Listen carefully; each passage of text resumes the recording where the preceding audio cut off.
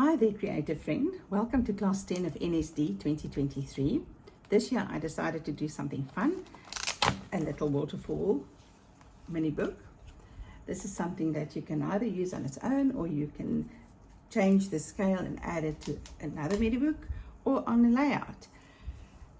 If you share your creation with us on the Facebook page of NSD under class 10, you also stand a chance to win this beautiful pack of 49 and Market Art Options Plum Grove, exactly the same as what I've used. It includes some rub-ons and laser cut elements and fabric tapes. Great, let's get started. For this project, I chose the 49 and Market Art Options Plum Grove collection. I just love the colors, and they've got everything. They've got ephemera bits and rub-ons and laser cut pieces. And where's the flowers? There's obviously some beautiful flowers. I like small flowers, so this is why I like these packets of flowers with the different sized flowers. And then obviously the paper. The paper is beautiful. 49 and Market's paper is also nice and thick, so you can use it for albums and cards and other off-the-page kind of projects. It's a nice, thick quality paper. And then obviously you also need some white cardstock for the basis of the album. You will need 3 pieces. So let me start by cutting them. I've given you a diagram, and you'll see that I've worked in inches. I just find it easier because all the scrapbooking paper is already in 12 by 12 inches, and it just makes it easier to make the divisions. But if you prefer centimeters, you are welcome to make it into centimeters, or the thing with centimeters, when you've got scrapbooking paper, there's always a decimal, which I find a little bit frustrating, so I stick to the inches. Anyway, so let's start by cutting it into half on this 6-inch line. So you are basically going to use 3 strips like these for the inner pages, and then 1 1/2 of cardstock for the cover. Alright, so there we go. So let's start with the inner pages. The inner pages are all 6 inches by 8.75. So it's 8.75 is over there. Go. 1,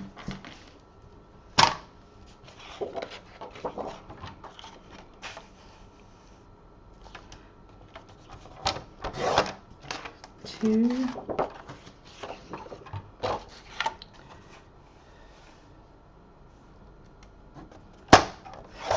3.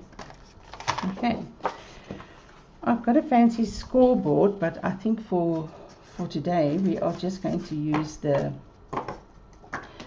trimmer, and I use it with a little bone folder. It doesn't matter if it's the textured side or if it's a smooth side, because we are going to adhere the pattern paper over it anyway. So the first score will be at the 4-inch mark, and then the second one will be at the 4.75 mark, and you do all 3 exactly the same. So there's 1,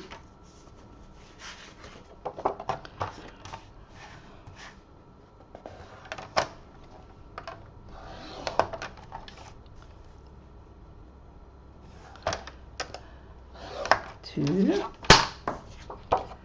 and 3.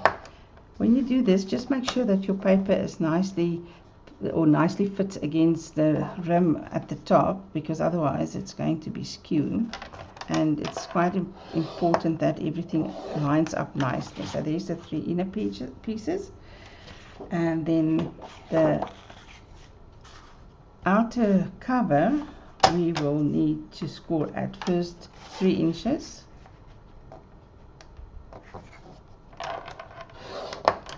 and then 3.75, which is over there, and then just the end where you leave a small piece, a 1/4 of an inch, where the 2 pieces overlap. All right, so that is the cover, and then the bottom flap that flaps over, first need to cut that. That will be on the second page. That's the B part. It's going to be 6.75, and that is over there.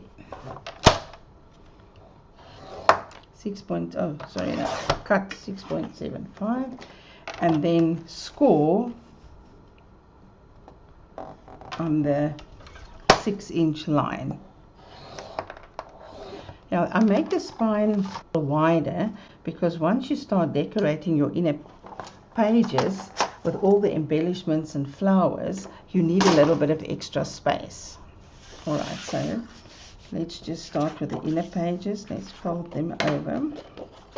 Just make sure that they are nice and square. And you can fold both fold lines. Okay, there's the one. A little bit of cat hair. Unfortunately, my babies visit this space often, so there's always a cat hair or two, so I apologize, but what can we do? They are our babies. All right, so there's the second one, and you do the same with the third one. Now just make sure that it lines up nicely.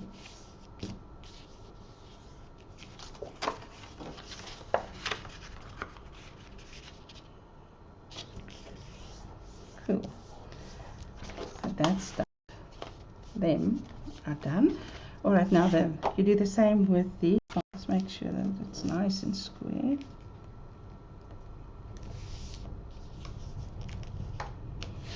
There we go.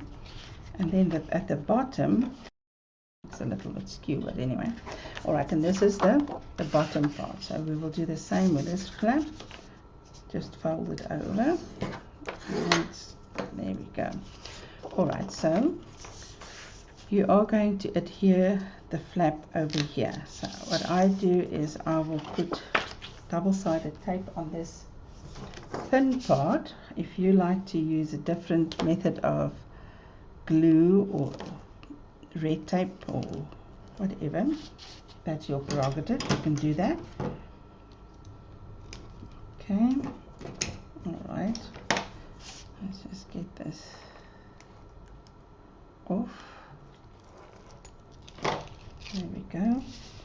All right, now the easiest way for me to adhere them is I just put like this. Then it's just easy to fold this one down and everything is perfect. Can you see? Okay. There we go. Just make sure that's fine. All right. So that is basically your cover of your album. The top part is shorter. This is a flap, and this is the bottom flap that flaps open. So this is how we are going to make the album. So now the next step is to put the pages inside. So the easiest way is to draw some lines to make sure that it's not skew, and yeah, so what I'll do is I just mark them on the one side first. 75 until there, then 3. So you can make 4 little marks, and I'll do the same on the other side just to make sure that they line up perfectly. So it's 75, 150, 2 1/4, and 3 again. Just do this. just a gentle faint line will be enough. And it's really just a guide so that you know where to adhere it to.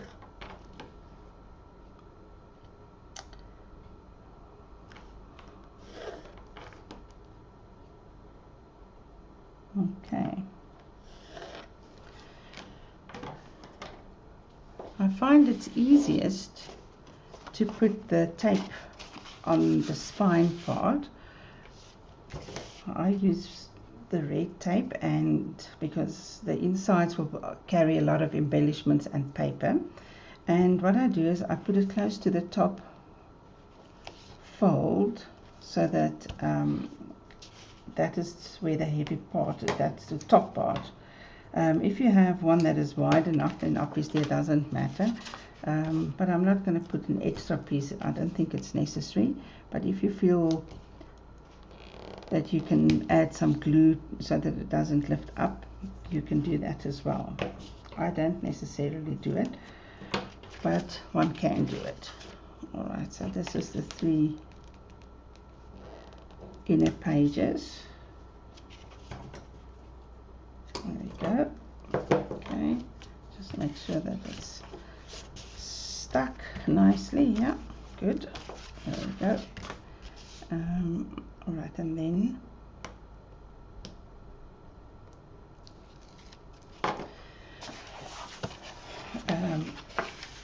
let me show you what I'll do. Then the top one will be at the second fold. So just make sure that you are lining it up nicely, and also that the pages are lining up on the sides.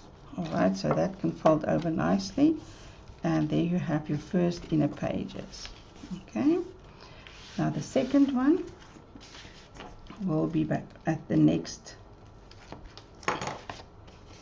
pencil line. So make sure everything is nice and square, and then just put it in place. Make sure that it is lining up on the sides, and then you just stick it down. There you've got your second one. If it's skew, you can always trim it afterwards. Don't try and take it off, because you will just ruin it, and it doesn't really matter because you will embellish it and some things will overlap. Unless it's like really skew, then you can trim it with a craft knife afterwards and a ruler. Alright, so let's put in the last one.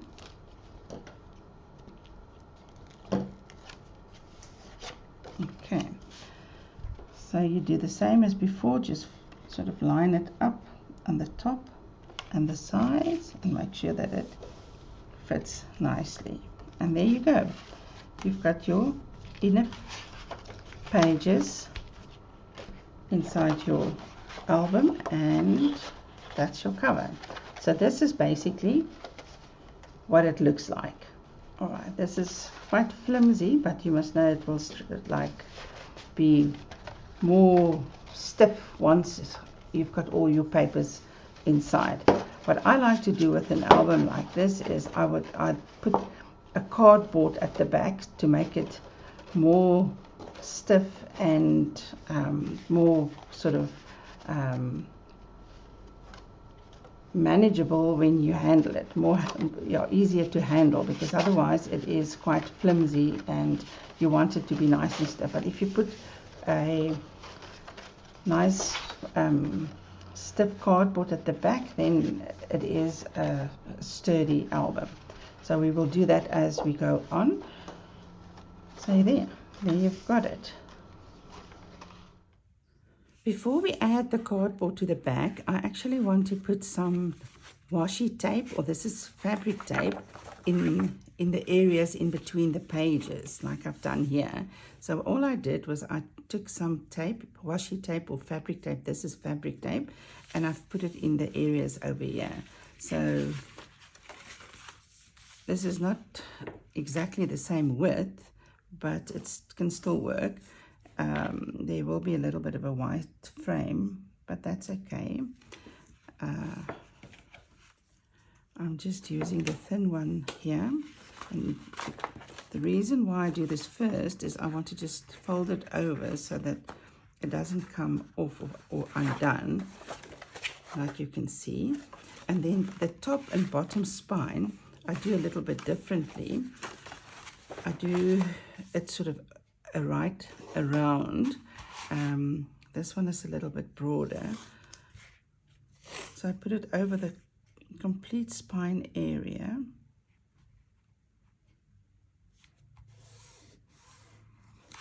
And turn it over.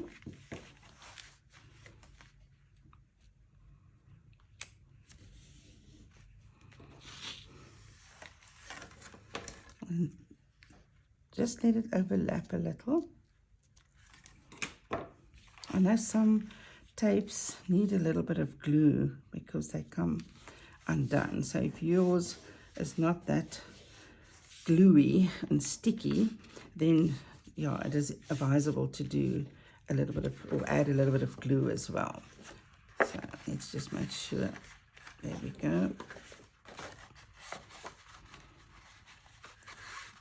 So this is the bottom spine.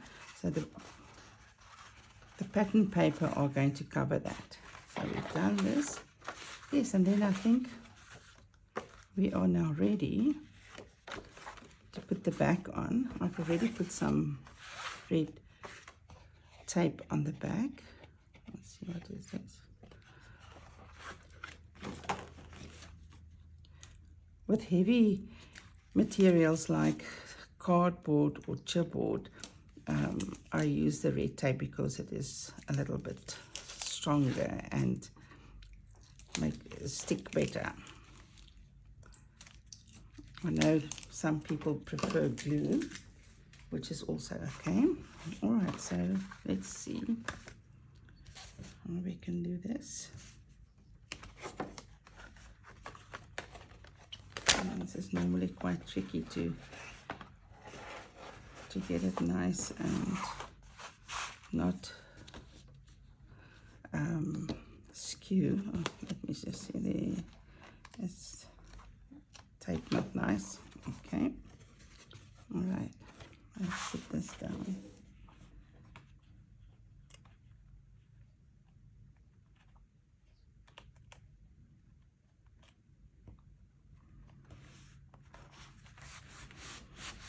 Okay. So now you have a nice sturdy album, and it is not wobbly. It is stiff, stiff, stiff, stiff. I know it sounds like a funeral guy, an undertaker with the stiffs all the time, but yeah, that is no lack of stiff, nice and sturdy. Great. And then you start with your decorating, whatever paper range you are going to use. The easiest is to find something that you can cut in 4x6 pieces and decorate all the inner pages like this. You can either sand them or chalk them, whatever you prefer. And then the other pages, you can use one sheet of paper for the front and the back. I can just show you what I've done here. This was a piece of a big sheet of paper. Oh, wait. There's one piece missing. I think it was here. So first I cut it in half, and then there's a 6x6 piece for the front flap, and the top 6x6 I cut into two pieces, 3x6. I like this pink, so I decided to use it like that, and I've put it there.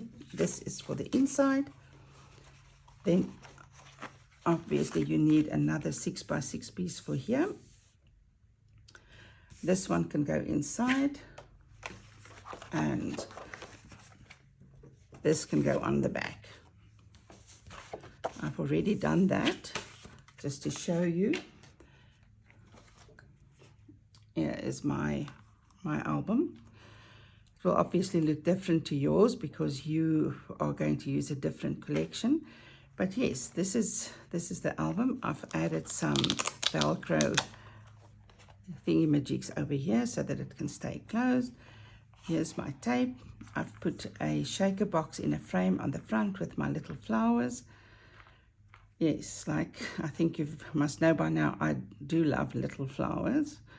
And yeah, that is the inside. And then if you look at the inner pages, I didn't use any photographs on these now, but you can obviously use your photographs. There's lots of space to put photographs, and they are all nice and open for you to do some extra journaling or add some embellishment clusters. Yeah, this is a little frame that was in this embellishment pack from 49 and Market, and that's obviously for a little photograph. So yes, this is basically what the waterfall album looks like. And like I said before, you can also do it in a landscape orientation. Well, that's it. I hope that you are inspired to create a nice waterfall album, and I would love to see what you do. Please share it in our Class 10 folder on the Facebook page, and yes, be eligible for that wonderful prize that we are giving away. Thank you so much for watching, and hope to see you soon. Bye.